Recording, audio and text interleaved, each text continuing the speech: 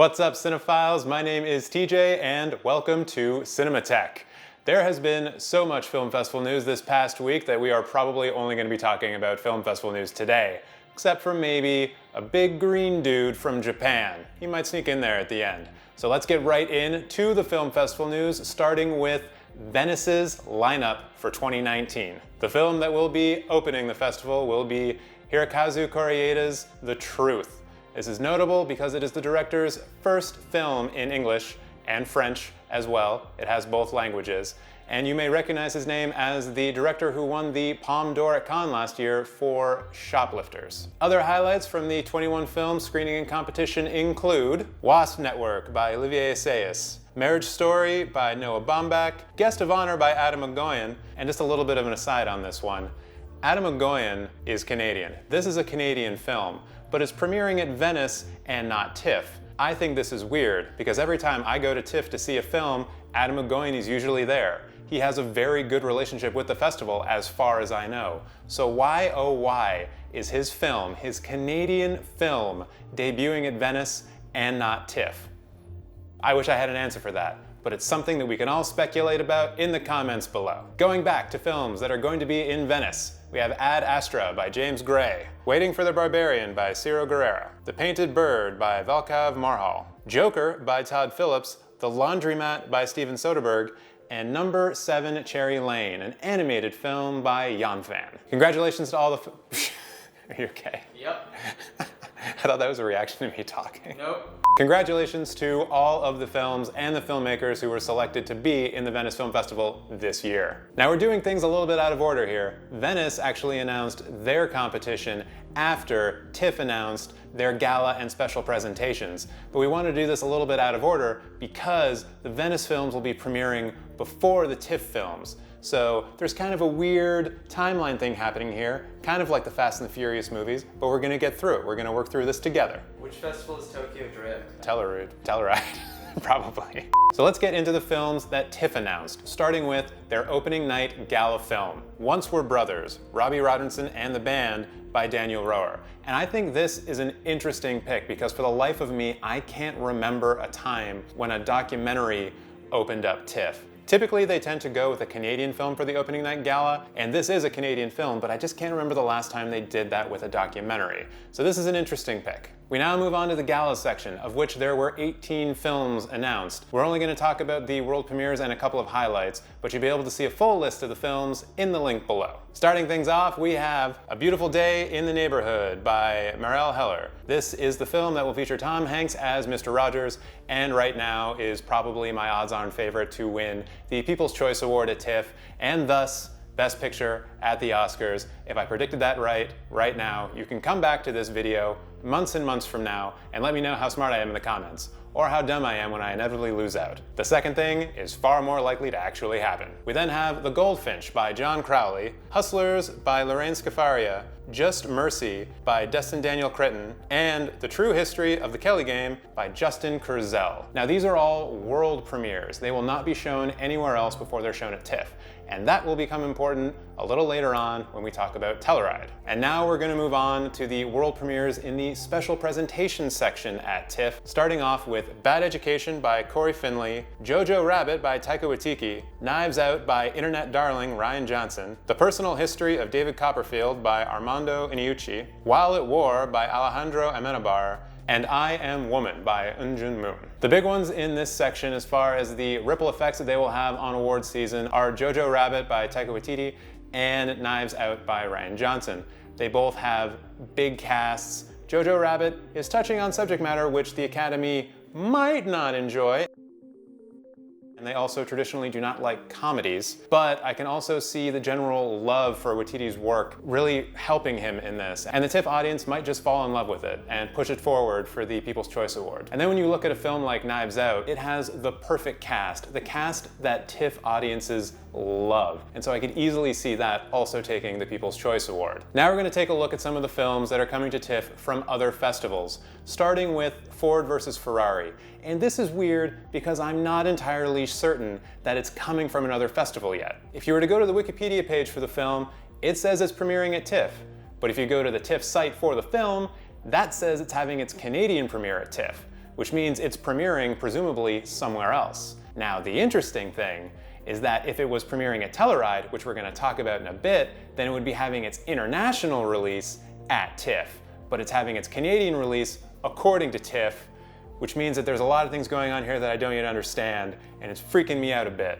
I'm a little messed up, guys. Getting away from the madness of Ford versus Ferrari, some other films that are being shown at TIFF include Joker, The Laundromat, and a bunch of films that were at Cannes, including The Lighthouse, Pain and Glory, Parasite, and Portrait of a Lady on Fire. So those are some of the films that are going to be at TIFF this year, but it's certainly not all of the films. I think they've announced maybe 30 or 40 films so far, and TIFF typically has anywhere between 250 and 450 films in a year, and all of them are considered to be in competition because anyone can win the People's Choice Award.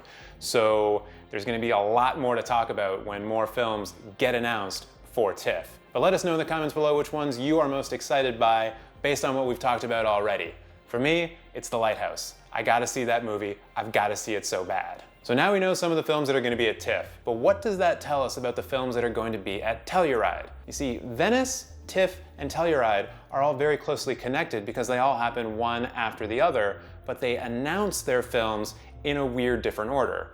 Telluride actually takes place in between Venice and TIFF, but it announces its film slate last. So we can actually use TIFF as a predictor to figure out some of the films that are going to be in its 40 film slate. So right now, I'm gonna give you my 10 picks based on what TIFF told us that I think are gonna be at Telluride this year. And those films include Motherless Brooklyn by Edward Norton, Uncut Gems by Benny and Josh Safdie, The Two Popes by Fernando Meirelles, The Report of Scott Z. Burns, The Report by Scott Z. Burns, which I'm personally excited for because he has collaborated with Steven Soderbergh a bunch in the past as his writer, Judy by Rupert Gould, and the aforementioned Ford vs. Ferrari, Marriage Story, Pain and Glory, Parasite, and Portrait of a Lady on Fire.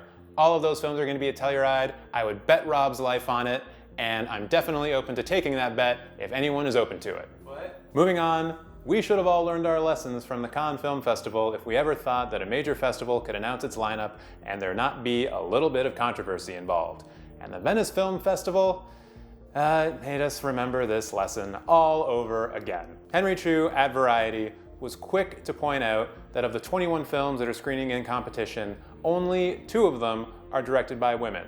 That is almost very nearly 10% of the total field. That is worse than what Cannes was able to do with 20 to 25%, and it is well behind TIFF's gala selection, of which 50% of the people in it are women. They went for 50-50 parity, and they achieved it in 1 year. Good for you, TIFF.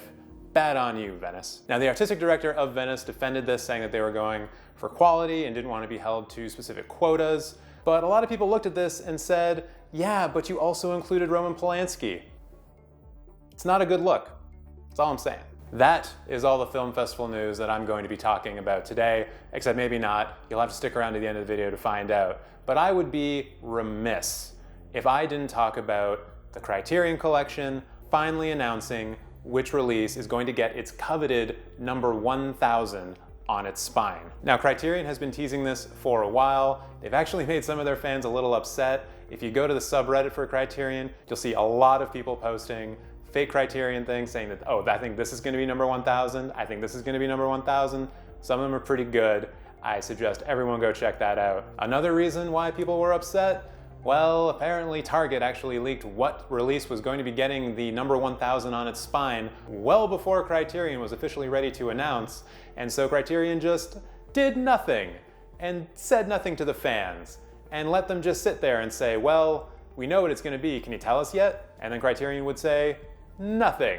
However, if you don't know what's going to be spine number 1000 in the Criterion Collection and you didn't see that leak from Target, let me be the first to tell you that the release is going to be a Godzilla box set with all of the films from the Showa era. That's 15 Godzilla films, all restored by the Criterion Collection, coming straight for you sometime in the future. I'm not going to go through every film that's in this collection, but some of the highlights include, of course, the original Godzilla from 1954, along with other classics including Mothra vs. Godzilla, Invasion of Astro Monster, and Godzilla vs. Mechagodzilla. One other quick thing I want to note, aside from the quality of the restorations that the Criterion Collection typically releases, they're also kind of well known for the covers, the design of the covers of their releases. And I have to say, the Godzilla set that they're releasing is a bold departure from what they typically do.